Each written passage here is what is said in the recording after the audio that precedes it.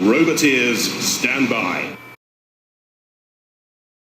3, 2, 1, activate!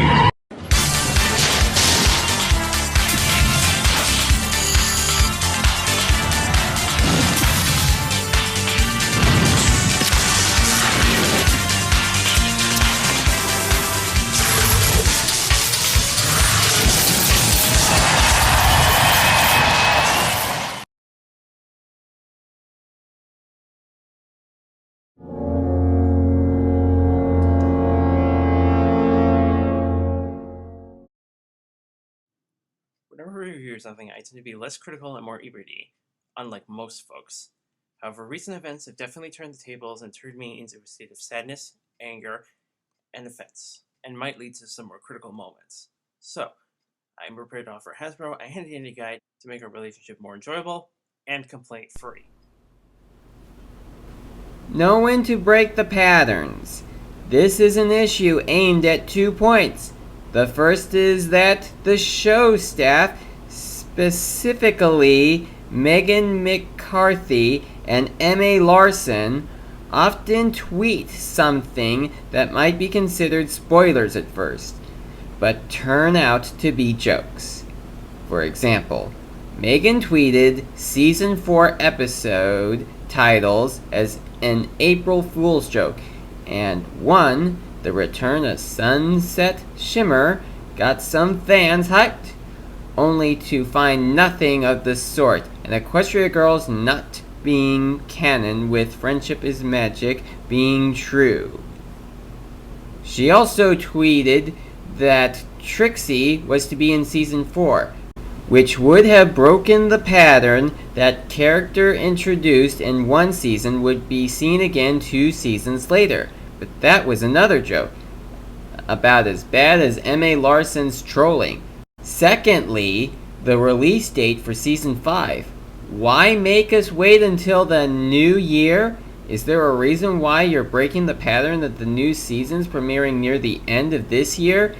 Is there some fault similar to why Season 3 got only 13 episodes?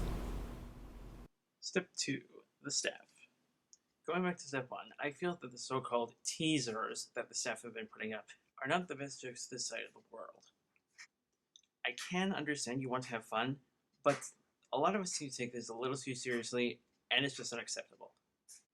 In conclusion, if you, the staff, want to give us some clues to what to expect next season, don't write it off as a joke, because this trolling is really getting on my nerves. Step 3. Conventions. At BronyCon 2014, RailPony attempted to get Nicole Oliver to say something as Princess Celestia, but due to contractual obligations, he couldn't. What is wrong with requesting quotes? We are not trying to steal anything or do anything offensive. We just want a little fun. Step 4. Season 5. Again, going back to Step 1, I'm pretty sure a ton of us could probably survive through this if you give us a legit reason. Based on recent announcements, I can probably have a good idea this is something in production, but still, there is no legit reason. In fact, I know a good friend of mine who can sum up this entire announcement.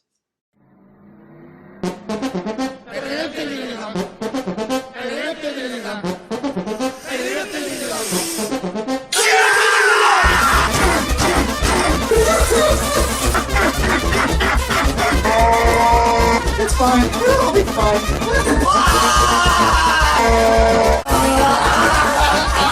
You know what? I'm okay with this. And finally, Step 5.